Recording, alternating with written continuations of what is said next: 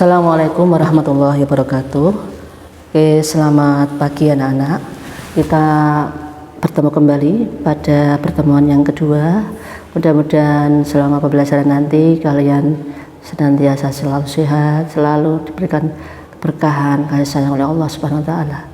Selalu semangat, selalu berdoa, optimis, jangan sampai situasi seperti ini membuat kalian menjadi patah semangat untuk belajar.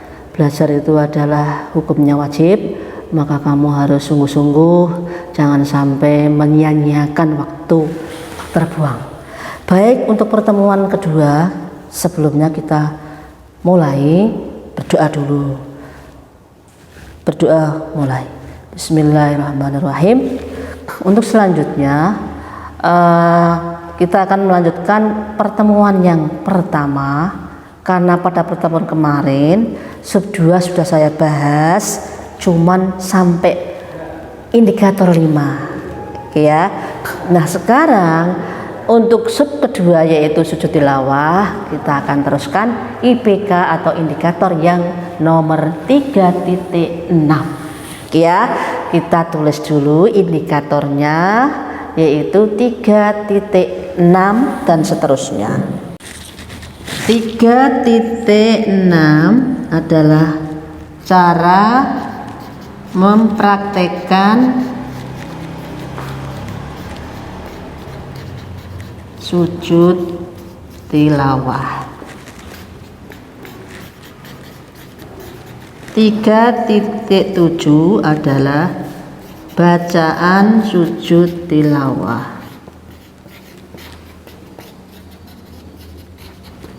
3.8 adalah keutamaan sujud tilawah. 3.9 adalah ayat-ayat sajadah. Ya, saya ulang untuk pertemuan kedua ini melanjutkan materi pertemuan pertama. Kalau pertemuan pertama kemarin baru sampai 3.5 rukun. Untuk hari ini kita lanjutkan indikatornya 3.6. Apa 3.6 itu adalah cara mempraktekkan sujud tilawah. 3.7 adalah bacaannya sujud tilawah itu apa sama dengan sujud yang lainnya. 3.8 apa hikmah keutamaan sujud tilawah. Terakhir adalah ayat-ayat sajadah itu yang jumlahnya 15 itu mana saja, di surat apa saja. Kita akan kupas di pertemuan kedua ini ya. Sambil saya menyampaikan materi ini, buka buku kalian masih di bab sub kedua yaitu sujud tilawah. Halamannya adalah halaman 7. Oke, dibuka dulu halaman 7-nya. Kita akan bahas satu persatu yaitu 3.6 cara mempraktekkan sujud tilawah. Di sini sujud tilawah itu kan sebab-sebabnya kan karena mendengar atau membaca ayat sajadah. Nek mendengar di sini adalah kamu pas makmum dalam sholat. Berarti di sini cara melakukan sujud tilawah itu ada dua. Ketika dalam sholat, berarti kamu mendengarkan atau kamu membaca sendiri atau jadi imam. Ketika yang kedua adalah waktunya ketika kita di luar sholat, yaitu kita membaca Al-Quran. Saya ulang, cara mengerjakan sujud tilawah itu ada dua. Satu ketika dalam sholat, yang kedua di luar sholat. Sekarang saya jelaskan satu persatu. Ketika dalam sholat, ketika kamu menjadi makmum, ya, ketika makmum, contoh makmume itu sholat subuh. Di sini imame niat dulu sholli fardhu subhi rakaataini mustaqbilal qiblati imamalillahi ta'ala. Allahu akbar. Kalau imamnya laki-laki maka tangannya seperti ini. Tapi kalau imamnya, kalau kita sama anak-anak perempuan ibu kamu jadi imam, maka sholatnya tangannya ini takbirnya di yang ini dari di daun telinga ini, yang paling bawah. Oke ya, kalau biar ini ibu, maka saya takbirnya seperti ini. Allah. Oke, sudah membaca Al-Fatihah sudah. Lah, setelah itu kan membaca surat. Ketika membaca surat itu, Bu Yani membaca surat yang di dalamnya coba kita lihat. Contoh satu. Kita ngambil halaman 9, dilihat. Di halaman 9 itu ada surat Al-Alaq. Di dalam surat Al-Alaq ayat 19 itu bunyinya adalah Bismillahirrahmanirrahim. Kalla la tuti'hu wasjud waqtarib. Waqtarib itu sebelahnya ada tanda seperti kayak tugu kecil. Nah, kamu ingat-ingat ayat yang sebelahnya kok ada tanda seperti tugu kecil, berarti itu adalah di situ ada ayat sajadah. Saya ingatkan, carane niteni kalau di situ ada ayat sajadah itu apa? Di situ ada di akhir ayat itu ada gambar kayak tugu kecil. Nah, berarti itu di situ ada ayat sajadah. Kita praktekkan ya. Usolli fardhu subhi rakataini mustaqbil qiblati adaan imam lillahi ta'ala. Allahu akbar. Bismillahirrahmanirrahim. Alhamdulillahirabbil alamin arrahmanir rahim maliki yaumiddin iyyaka na'budu wa iyyaka nasta'in ihdinas siratal mustaqim siratal ladzina an'amta 'alaihim ghairil maghdubi 'alaihim waladdallin amin. Bismillahirrahmanirrahim. Ketika kita membaca surat Al-Alaq, di situ ada kata-kata kalla la tuti'hu wasjud waqtarib. Karena ini adalah ayat sajadah, maka imamnya langsung takbir, Allahu akbar, langsung sujud. Sujud di sini membaca sajadah. Sajada wajhiya lilladzi khalaqahu wa sawwara wa saqasabahu wa basara bi khali wa quwwatihi fatabarakallahu ahsanul khaliqin. Setelah sujud dan membaca bacaan sujud tilawah, langsung berdiri lagi. Setelah sujud tadi membaca ayat sajadah wajhiyah, membaca bacaan sujud tilawah sudah, kita melanjutkan sholatnya lagi berdiri. Ya, ini bedanya dengan yang di luar sholat. Setelah sujud tadi membaca bacaan sujud tilawah, langsung berdiri lagi melanjutkan sholatnya. Karena sholatnya sudah dibaca, maka kita langsung takbir, melanjutkan sholatnya itu ruku. Nah, seperti ini. Itu kalau dalam sholat. Paham? Saya ulang. Ketika imamnya membaca surat-suratan ya, kok di situ ada ayat sajadah, tapi imamnya tidak mempraktekkan sujud tilawah, maka makmumnya juga harus mengikuti. Kalau ketika membaca surat di dalamnya kok imamnya ada ayat sajadah dan beliau imamnya itu mempraktekkan sujud tilawah, maka apa yang dilakukan oleh makmum? Mengikuti gerakan imam untuk melakukan sujud tilawah. Makanya tergantung imamnya dan makmum semuanya mengikuti imam. Paham ya? Setelah sujud tilawah tadi langsung berdiri lagi melanjutkan sholatnya. Sudah gitu aja. Oke, itu kalau dalam sholat kamu makmum. Paham ya? Seandainya kamu sholat sendirian, kalau kamu mau membaca surat-suratan dan kamu tahu di dalamnya itu ada ayat sajadah, maka seandainya kamu kok nggak bisa sujud tilawah, boleh ndak? Boleh. Karena apa? Tadi hukumnya apa? Sunnah. Seandainya dia melakukan itu ya benar, dapat pahala. Tapi jika seandainya dia kok nggak bisa sujud tilawah, kok dia nggak mempraktekannya, dia tidak berdosa. Paham ya? Gitu. Sekarang kapan cara mempraktekannya? Ketika kita di luar sholat. Pas kita ngaji seperti ini, ngaji, ya. Nah, di situ kita pas ngaji itu kita di dalam surat itu kita membaca Bismillahirrahmanirrahim ya. Contohnya di dalam surat Al-A'raf, kamu lihat halaman 8 paling atas A itu surat Al-A'raf ayatnya 206 yang bunyinya Bismillahirrahmanirrahim, innalladzina inda rabbika la yastakbiruna an ibadati wa yusabbihunahu wa lahu yasjudun. Kata-kata yasjudun ini adalah ayat sajadah. Di sebelahnya ada tanda kayak gapura kecil. Lah berarti ini di dalam ayat ini ada ayat sajadah. Pas moco ini kamu kan suci, syaratnya itu suci kan. Membaca Quran kan kudu punya wudu. Maka bagaimana cara mempraktekannya?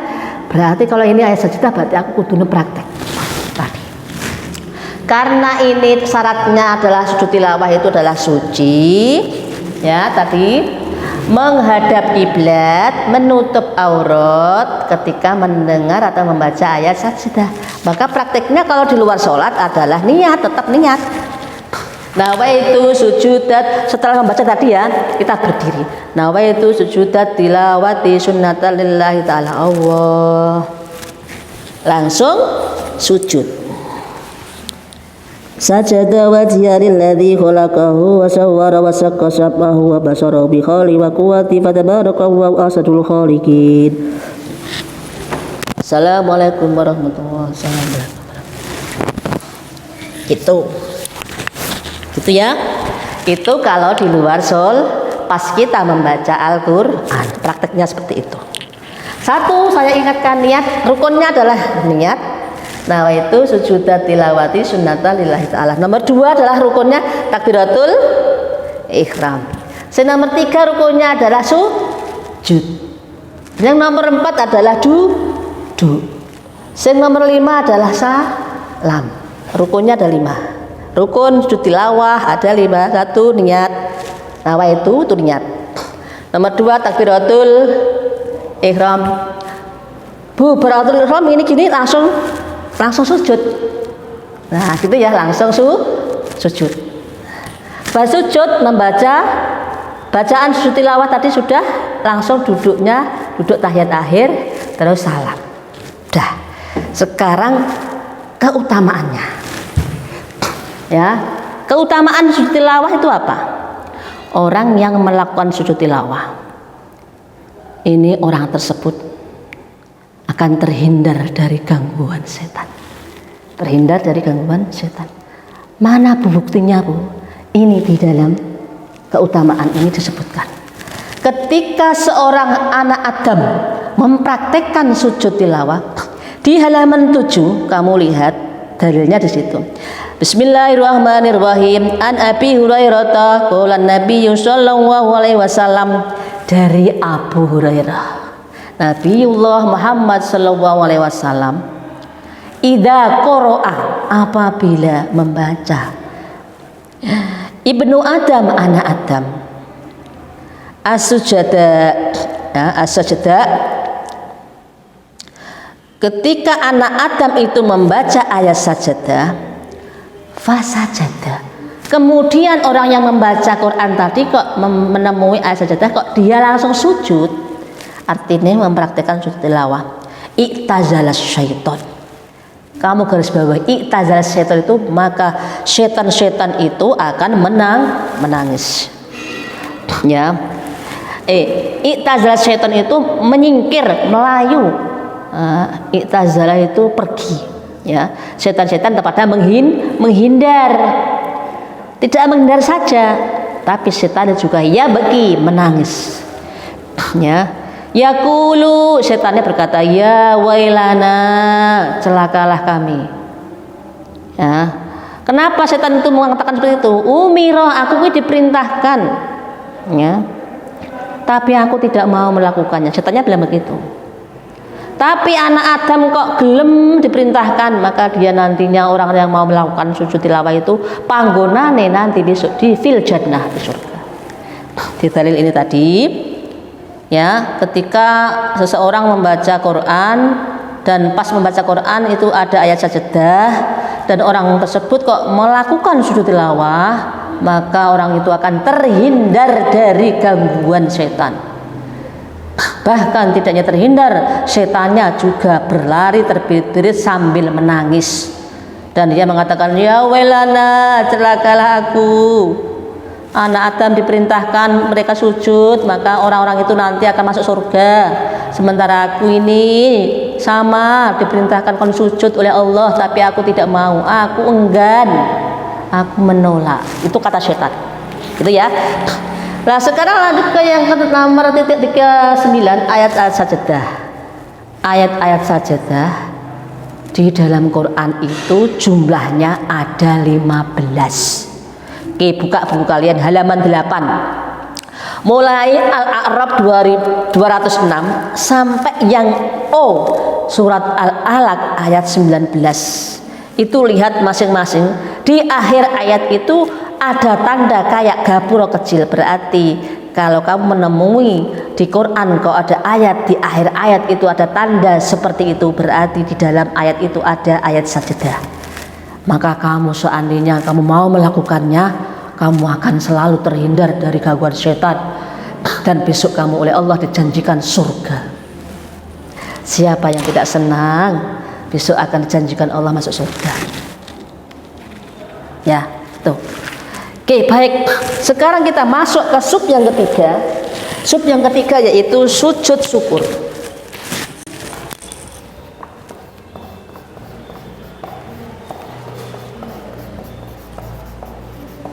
Oke, sujud syukur IPK-nya 3.1 pengertian sujud syukur. Hukum 3.3 dalil.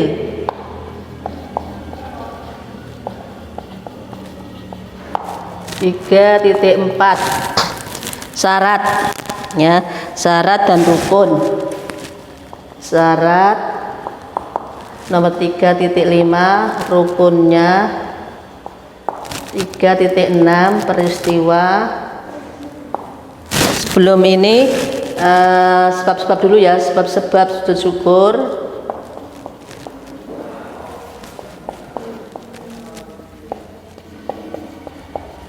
Tiga titik 7 adalah peristiwa-peristiwa Nabi dan sahabat melakukan sujud syukur.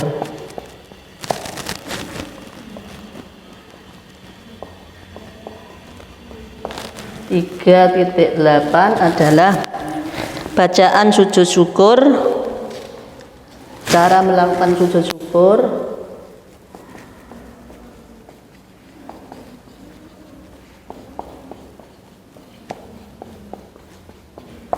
Tiga sembilan adalah bacaan.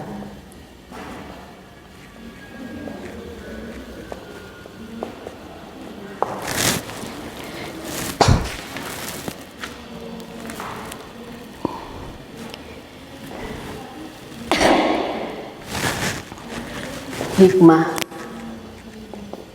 perbedaan sujud sahwi, tilawah, dan kur. 3.11 hikmah. Ya, ini banyak sekali poinnya, ini kita bahas satu-satu ya. Sujud syukur ini namanya syukur. Pernah dengar ya, kita tidak asing lagi kata-kata syukur. Syukur itu apa? Berterima kasih. Sudah sering kita ya mendapatkan nikmat dari Allah. Sebagai ungkapannya yang sederhana adalah kita mengucapkan alhamdulillah. Berarti apakah orang bersyukur itu ketika kita mendapatkan nikmat saja? Tidak. Contoh saja, ketika kita menghadapi bencana atau musibah dan kita selamat, maka ungkapan apa yang kita sampaikan kepada Allah? Pasti alhamdulillah. Berarti di sini sujud syukur apa? Sujud terima kasih. Kenapa kita harus berterima kasih? Karena satu, kita mendapatkan nikmat dari Allah, nikmat yang tidak bisa kita sampaikan, tidak bisa hitung semuanya, nikmatnya terlalu banyak. Itu kita harus bersyukur. Yang kedua, kapan kita bersyukur juga? Ketika kita kita akan terhindar dari masa musibah atau bencana itu ya. Nomor 3, kita mendapat kabar yang menyenangkan. Itu juga kita harus mengungkapkan rasa syukur kepada Allah. Ya, saya ulang, sujud syukur berarti syukur itu terima kasih. Sekarang pengertian sujud syukur itu apa? Ya, sujud yang dilakukan karena kita mendapat kenikmatan, karena kita mendapat kabar yang menyenangkan. Bisa juga kita itu sujud syukur karena apa? Karena kita terhindar dari bencana atau musibah. Berarti sebab-sebabnya di situ ada 3. Apa orang itu sebab-sebabnya sujud syukur? Karena mendapat nikmat. Kedua, karena mendapat kabar gembira. Nomor 3, karena kita terhindar dari bencana. Itu digabung menjadi satu, menjadi pengertian sujud tilawah. Berarti kalau seandainya kita itu dikasih nikmat Allah, hukumnya apa? Bersyukur. Ya sunnah. Berarti apa sunnah? Kita akan mendapatkan pahala orang yang bersyukur. Bahkan kalau orang bersyukur, oleh Allah dijanjikan akan ditambah nikmatnya, rezekinya. Namanya nikmat itu macam-macam bentuknya, tidak bisa saya ungkapkan di sini satu persatu. Begitu banyak yang telah kita nikmati, ya. Nah, sekarang apa sih dalilnya yang kita itu harus bersyukur? Nah, di sini dilihat buku kalian. Di bawahnya hukum itu ada dalilnya. An Abi Bakar, dari Abi Bakar, anan Nabi SAW, bahwa Nabi bersabda, idza atahu, apabila datang kepadanya, amrun, sesuatu perkara, yasurruhu, yang disenangi, au busyirabi, atau diberi kabar, kharra sajidan, diberi kabar yang menyenangkan, sajidan, maka Nabi langsung sujud. Kenapa sujud? Syukran lillah, sebagai tanda terima kasih kepada Allah. Karena idza atahu amru yasurruhu au busyra bi kharran sajidan syukran lillahi ta'ala. Itu dasarnya. Sekarang syaratnya, kalau tadi sujud tilawah orangnya harus suci, berarti karena di sini ada sebab-sebabnya, tadi ada bencana, ada gembira. Apakah di sini syaratnya harus suci? Tidak.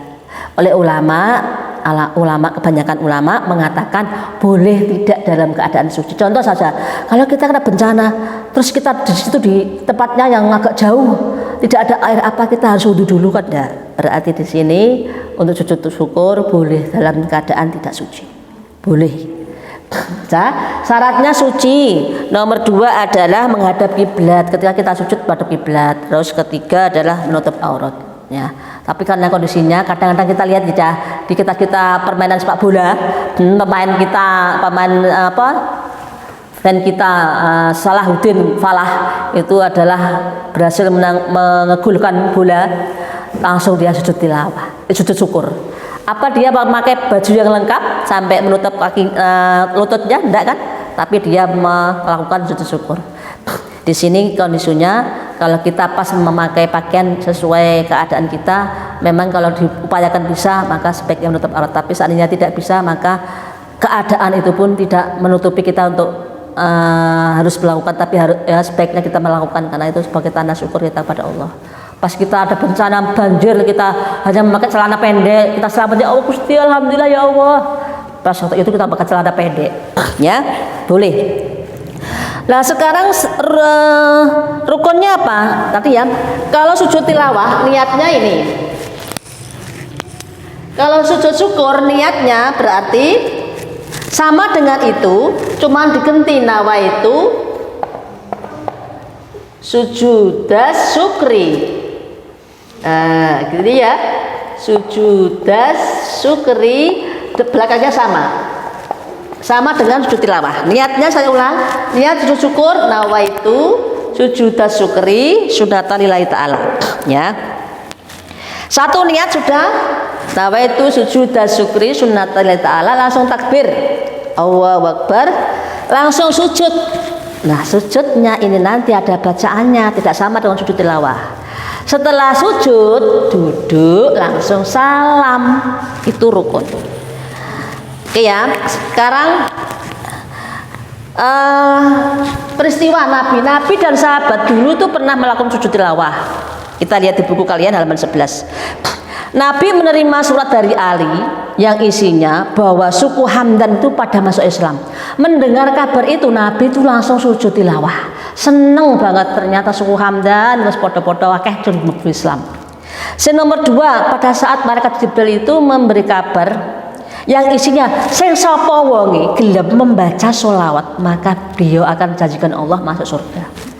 Yang ketiga, ketika Ka'ab bin Abdul Malik diterima taubatnya, bahkan taubatnya Ka'ab itu diabadikan dalam Quran, diterangkan dalam surat At-Taubah ayat 116 sampai 118. Oke, yang kelima, ketika Ali menemukan mayatnya Zat Sudayyah di antara orang-orang Khawarij yang meninggal. Terakhir, ketika Abu Bakar mendengar kematian Musailamah Al-Kadzab. Senenge pol, siapa Musailamah? Dia adalah mengaku nabi. Ya, orang yang mengaku-ngaku sebagai nabi. Nabi mendengar, Abu Bakar mendengar kematiannya Musailamah, senang banget, langsung sujud tilawah ini. Ya, sekarang kita lihat bacaan sujud tilawah. Ya, Bismillahirrahmanirrahim. Rabbi auzi'ni an ashkura ni'mataka allati an'amta 'alayya wa 'ala walidayya wa an a'mala shalihan tardahu wa adkhilni bi rahmatika fi ibadika sholihin. Bacaan sujud syukur ini dalam Quran ada.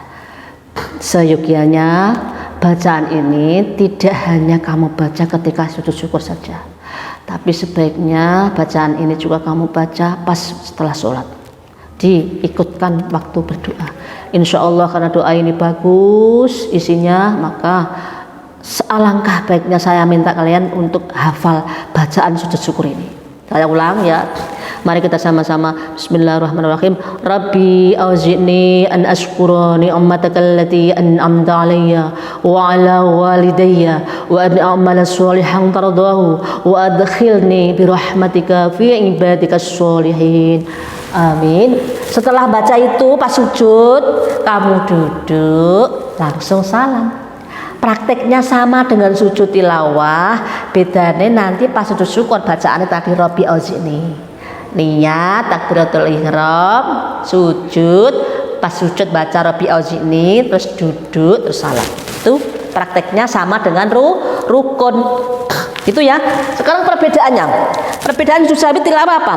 Ketiga-tiganya sama-sama sujud adalah sama-sama apa cah? Sama-sama sebagai ungkapan rasa syukur kita kepada Allah. Ya. Ya, kedua sujudnya ini dilakukan satu kali saja. Keduanya menjadi bukti tunduk dan patuh kepada Allah. Sujudnya dilakukan satu kali. Itu persamaannya. Perbedaannya, kalau sujud sahwi adalah dilakukan ketika orang itu lupa dalam sholat. Sujud tilawah dilakukan ketika kita mendengar atau membaca ayat sajdah dalam Al-Quran. Yang ketiga adalah perbedaannya, sujud syukur dilakukan ketika seseorang mendapat nikmat atau terhindar dari bencana atau musibah. Terakhir, hikmahnya. Sekarang hikmahnya kita itu kok sujud sahwi, sujud tilawah, sujud syukur itu apa sih? Di halaman 13 sudah ada hikmah. 1. Mendidik kita patuh kepada Allah. 2. Mendidik kita agar terbiasa melakukan amalan seperti yang dilakukan para malaikat. 3 adalah mengusir gangguan setan. 4. Menambah syiar dan indahnya ajaran Islam. Terakhir, mendekatkan diri kepada Allah.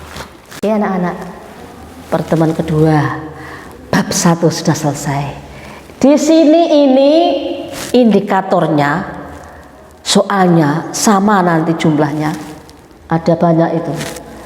Asal kamu indikator ini kamu kuasai dan kamu lihat di buku LKS, kamu membacanya dan melihatnya, insya Allah soal di pertemuan kedua juga sama dengan indikator ini. Insya Allah kamu melihat videonya dan kamu membaca bukunya, insya Allah kamu adalah orang-orang yang terbaik. Paham ya? Tidak hanya sekedar membaca soal, tapi lebih baik kita baca materi dulu baru bahas soal. Itu yang terbaik.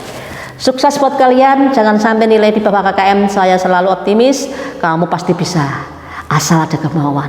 Di mana ada kemauan pasti ada jalan.